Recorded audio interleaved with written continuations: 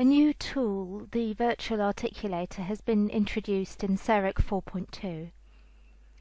To use this, we go to Configuration, Options, Articulation, and then we activate this.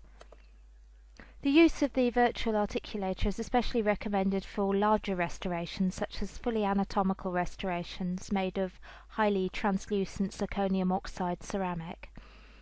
The basic parameters for the articulator are defined in the configurations under Parameters and then Articulation. These here are the values that are basically suggested when a new restoration is set up.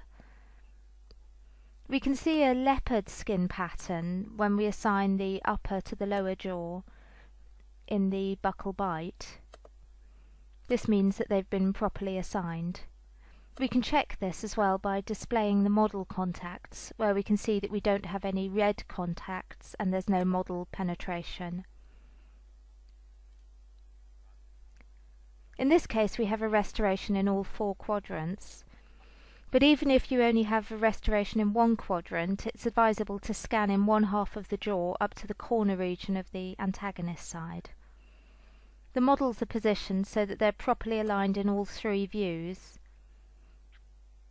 So with the medium sagittal below the lower ones, horizontal in the frontal view, and horizontal in the sagittal view, as per the definition for the chewing surface.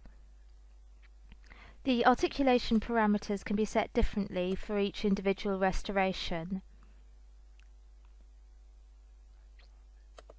In the design phase, the virtual articulator can be used to display what's known as the occlusal compass.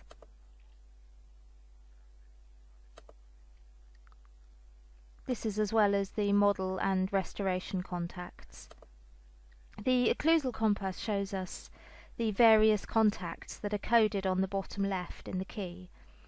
The occlusal contacts are red, the protrusion contacts are brown, the mediotrusion contacts are green, and the laterotrusion contacts are blue, and the lateroprotrusive contacts are yellow.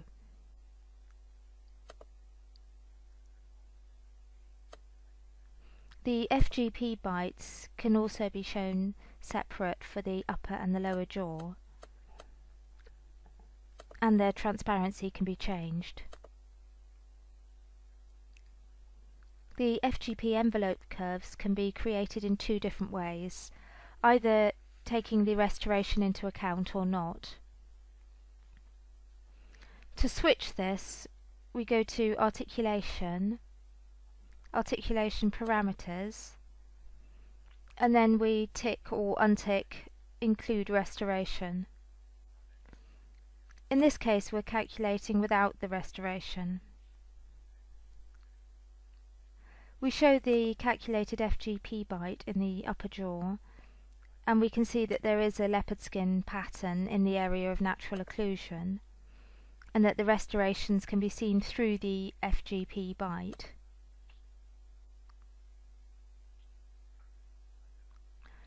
Alternatively, we can set the Include Restoration box, and the FGP is recalculated. So we show the FGP bite, and we can see that the leopard skin pattern goes over the natural occlusion and over the artificial occlusion in the region of the restoration. In the occlusal compass view, it's really easy to adapt the contact by using the right tools in the tool wheel. For example, we can use the Subtract tool to remove material, and thus to remove our mediotrusion contacts. Or we can use the new FGP tool to automatically mill the bite so that there are no more contacts that where we don't want them. This is of course the quickest way of doing this, and last but not least, the articulation animation can also be seen. This simulates the laterotrusion, protrusion and mediotrusion movements of a real articulator.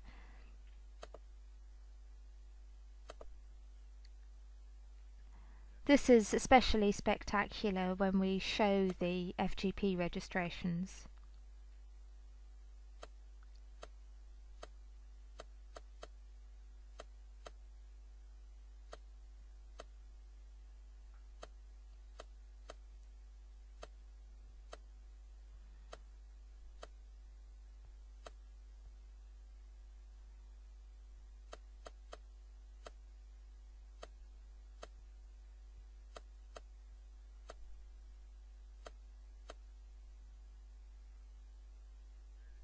The virtual articulator is a wonderful teaching and diagnostic tool which makes it easier to see the functional relationships of the occlusion and the articulation.